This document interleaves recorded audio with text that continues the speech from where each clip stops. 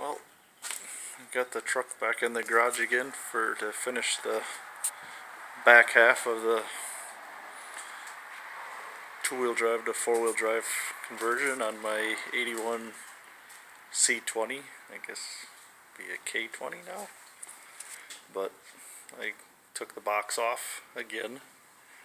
I was sitting out on a little cart I made out of wood and dropped the gas tank.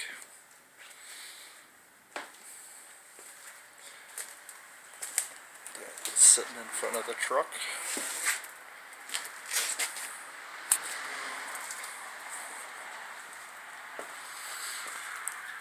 Did get this rear spring hanger cut off and made it a lot easier on this side as actually these 4 bolts line up with the 4 holes on the original two-wheel drive hanger.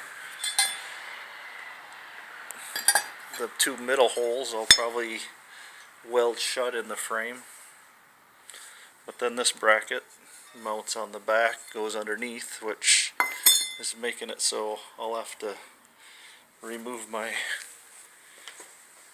receiver and mount it back further. It is actually mounted further, little towards the front further, so hopefully it'll clear. But had to cut the lower bolt came out of the shackle. I was surprised. The upper one I had to cut. I have new polyurethane bushings to put in, so I'll have to use a drill and a drill bit to cut out the bushings, and then use my saw to cut the shell in there out. Just make a couple slits in it and knock it out with a hammer. And then after that I'm gonna probably finish the cab corner and rocker panel on the passenger side and start on the one on the driver's side, which will require me to take some of the truck back apart more. And hopefully I can get it put back together before winter for when it starts to snow again. But this is just a update.